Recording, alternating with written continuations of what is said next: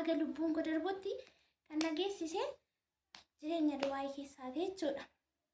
Garuu Waaqayyoof haa galatu arras jira.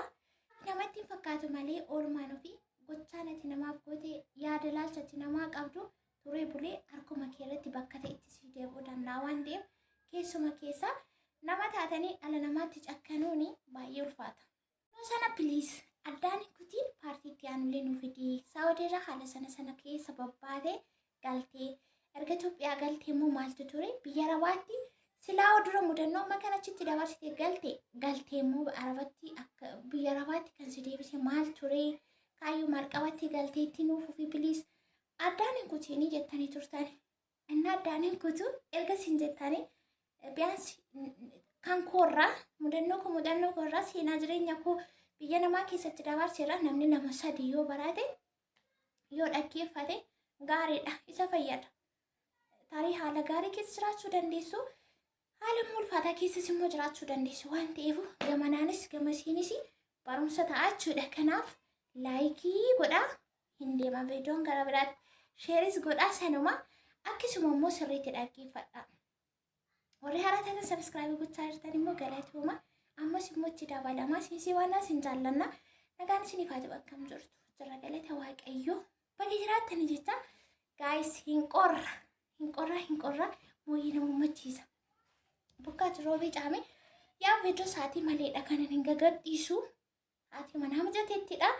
Isinis immoo viidiyoon keessu isinutti ta'aa dafii kootti nurraan turiin jettu akka hin dadhabne sheerii godhaa laayikii gochuu jecha gamanumaan gara paartii jaafamu shanaffaadha hin beeku dhumarran isin ilaalee paartii meeqaffaa akka ta'e itti ilaaltu jechuudha.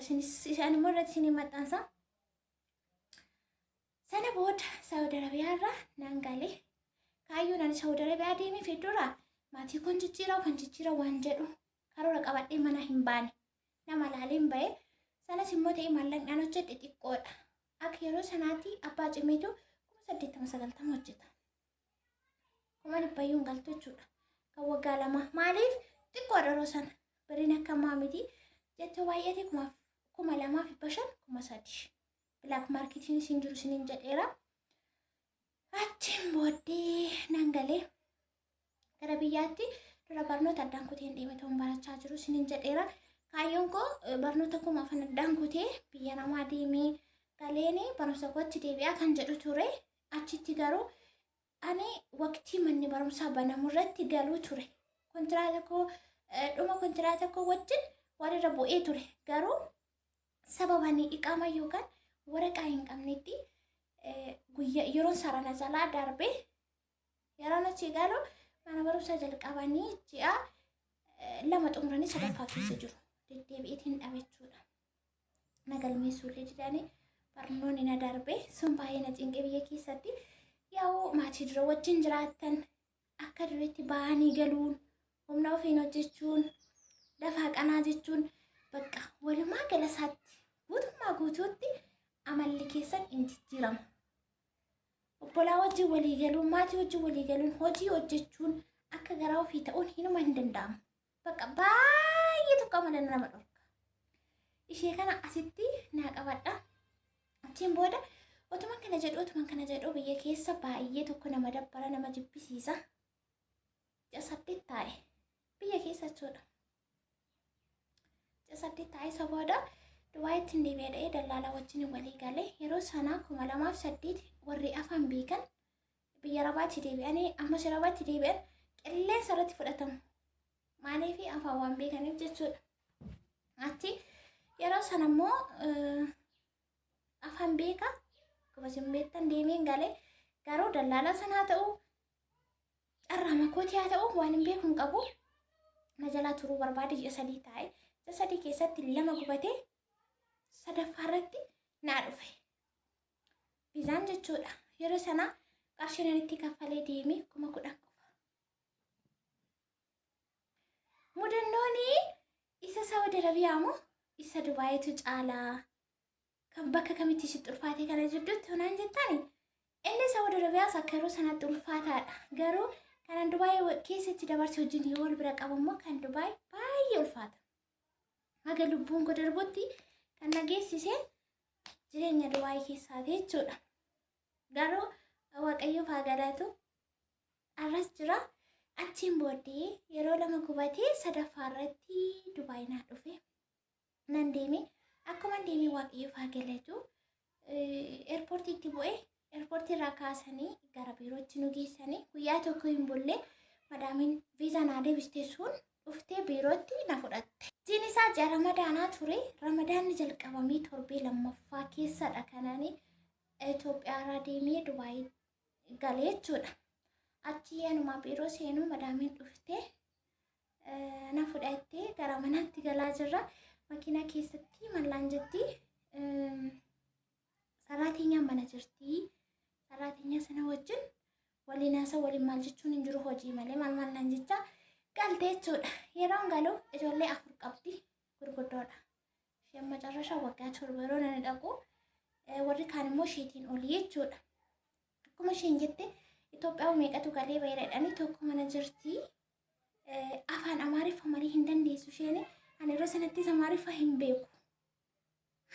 Amaariffa hin beeku nan dhaga'a malee intalli suni Itoophiyaa wayima keenya taate Goojjamedha biyyi kootti. Goojjamedha jette yaa akkuma isin jedhiin ija ramadaanaati hojiidhaan beektu. Egaa asumaa kaasaati naa qabadha. Seenee daqiiqaaf hin boqonne. Shaaworii yeroo galiyyuu meeqa na waamsiste jechuudha. Niitiin sun. Achuma gaheeyyuu akka shaaworiitti galee uffata jijjiiradhuutti meeqa na waamsiste. Isa booda nan jalqabe jechuudha hojii. Hojii nan jalqabe. Hojiin naaf haaraan ta'u garuu afaan Arabii fi akkuma biyyaatti garaagarummaa qaba. Akkuma biyya isaatti jechuudha. Arabuuf madeeyyuu bakka itti nama rakkisu jira. Anamma kan Saawudii qofaadha. Kunillee garaagarummaa qaba baay'ee. Yaa haga tokko jaruma wajjin fuula haaraa namatti hin ta'an isa jedhuun malee afaan bakka itti nama rakkisu qaba. Anaallee na rakkisee ture yeroo sanatti niitiin sun baay'ee nama sodaachiste. Hamtuudhas niitiin sun jechuudha. Achi gaafas galgalan jalqabe hojiirra. Gaafa mana isaanii seenee galgala isaan jalqabe isheen egaa maal jetti? Tokkoffaa hojii beektaa achitti barattee dhuftee naan jetti. Ati haaraa miti naan jetti. Sunis garaagarummaa qaba. Lammaffaa immoo saraatiin mana sana keessattuu Itoophiyaa waan taateef walitti agarsiistu jetti. Saraatiin sun garuu yaa afaan isaan bira teenyee afaan Arabiffaatiin haasofna. Ishuma xiqqoo beeku yoo maaliif asirraa natti himuun barbaaddu. Isheen garuu guutummaa guutuutti Arabiffaan dhageessu. Bakka nama akkam jedhe nama waan jibbee xuuxee tufee gad darbate isiniin jedhumoo maal akka isiniin jedhu hin beekan. Kanas ta'e sana carraan jireenya carraan shiroo carraan dhala nama bakka itti nama tuuftu bakka nama buustu hin beekan.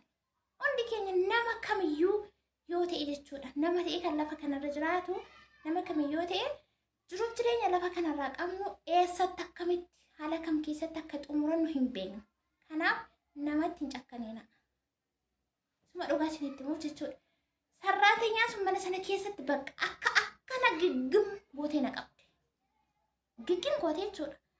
Mannillee kan garanaan addaanii kan Saawud Arabiyaatiin garaagaraa wanti hundumtuu bakka haaraa. Akkuma isiniin jedhe fuulli maraabota sanatu naaf haaraan taane malee wanti hundumtuu natti haaraadha. Lala Saawud Arabiyaatti mana keessa ture keessatti anis akkuma madaamotaatti jechuudha. Akkuma isaaniitti dhiirri ol gadi isaanaan rajjaaleen dhufe jedhanii hin na'oksu naannu. Asin baanuu itteetu madaamii faana mana cufannaa jechuudha.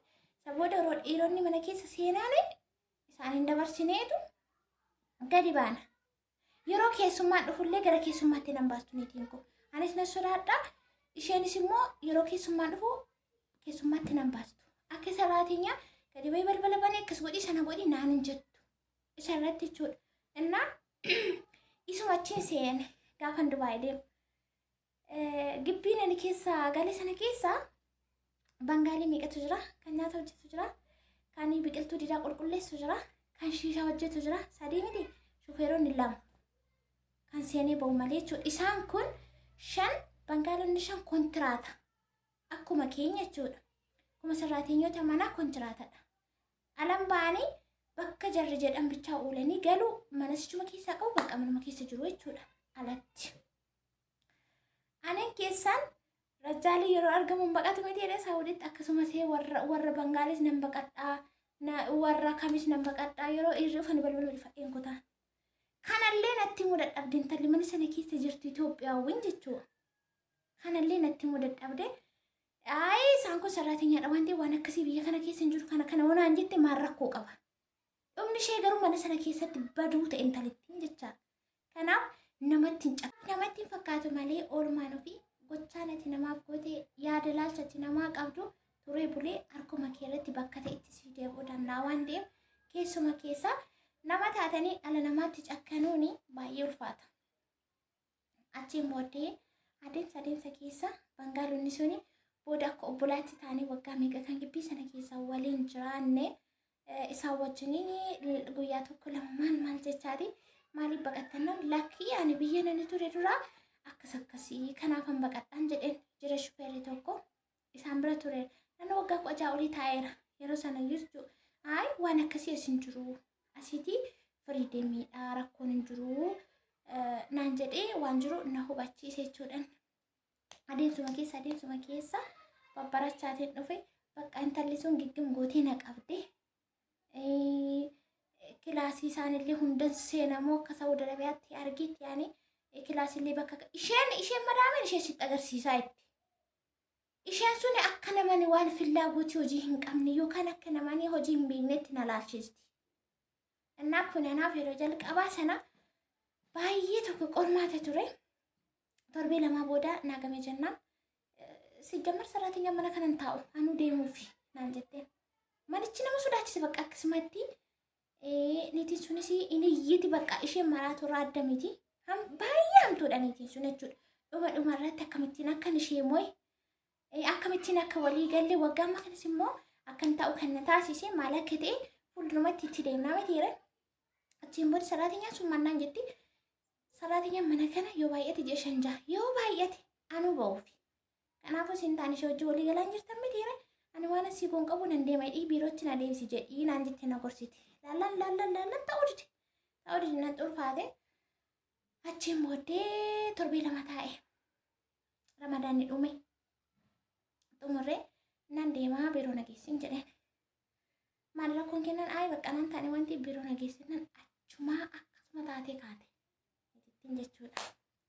Achii sirbitee kaate. Jaarsis jira. Eerpoortiin mana isaaniirraa daqiiqaa 15 deemsisa. Achiin booda tumandee mana kana hin baatu du'a watte.